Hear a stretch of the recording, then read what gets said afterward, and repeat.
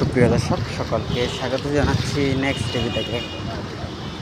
দর্শক, আজ আমরা এই মুহূর্তে যুক্ত হয়েছি সিলেট মহানগরীর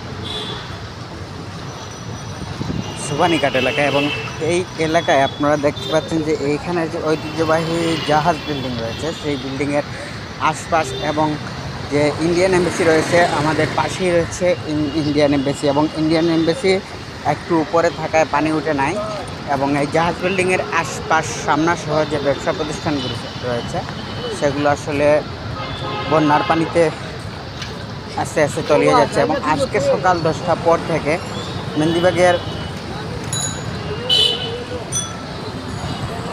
বসবাসরত সিলেটের সিনিয়র সাংবাদিক আতাউর রহমান তার সাথে যোগাযোগ করে জানা গেছে যে মেহেন্দিবাগ এলাকায় সেই শাহজালাল উপশহর এবং মেহেন্দিবাগ এলাকায় আজ সকাল 10টার পর থেকে বিগত দুই তিন দিন ধরে সিলেটের উপশহর এলাকায় এবং মেহেন্দিবাগ এলাকায় পানি রয়েছে, কিন্তু পানি স্থবির ছিল। আজ সকাল 10টার পর থেকে শস্য করে বাড়ছে পানি। একই সাথে কিন্তু সিলেট সুরমা নদীরও পানি বাড়ছে। দর্শক, এই মুহূর্তে আমরা যেমনটি আপনাদেরকে বলেছিলাম যে আমাদের সামনেই দেখতে পাচ্ছেন যে জাহাজ বিল্ডিং রয়েছে এবং পার্শ্ববর্তী যে স্টিল আলমিরা সহ বিভিন্ন দোকানপাট রয়েছে।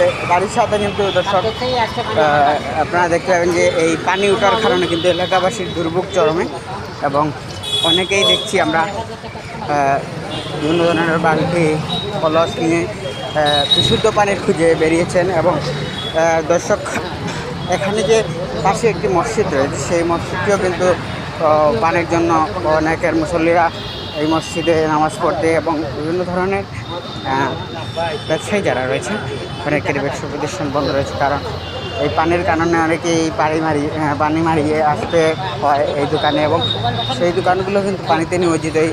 এবং এই পানিগুলো কিন্তু খুবই খারাপ অবস্থা, এবং এই পানিতে অসংখ্য দুর্গন্ধ রয়েছে এবং ময়লা রয়েছে। একই সাথে কিন্তু দর্শক এই পানি থেকে রোগ জীবাণু ছড়ার সম্ভাবনা রয়েছে। এবং আপনাদেরকে আমরা আরও কিছু আপডেট জানিয়ে দিতে চাই।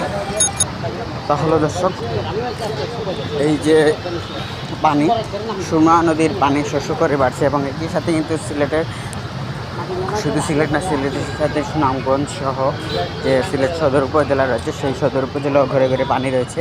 এবং এই যে বন্যাটা, এই বন্যাটা কিন্তু তৃতীয় ধাপে রয়েছে, এবং একই সাথে বন্যার সাথে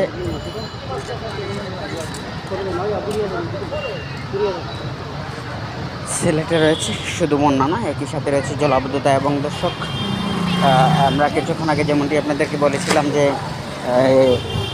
আমরা সর্বশেষ আপডেটটি আমরা আপনাদেরকে জানিয়ে দেবো, এবং একই সাথে সুবানীঘাট, যত্তরপুর উপশহর, মেহেন্দিবাগ সহ আশপাশের এলাকা প্লাবিত হয়েছে। একই সাথে সিলেটের তালতলা পয়েন্টেও আস্তে আস্তে পানি উঠতে শুরু করেছে, এবং বিশেষ করে যে সিলেটের ফায়ার সার্ভিস রয়েছে সেই ফায়ার সার্ভিস স্টেশনও 2-3 দিন ধরে বন্ধ রয়েছে, এবং সেই ফায়ার সার্ভিসে তালতলায় যে ফায়ার সার্ভিস রয়েছে সেটিতেও অনেক পানি রয়েছে। দর্শক, এই ছিল আমাদের সর্বশেষ আপডেট।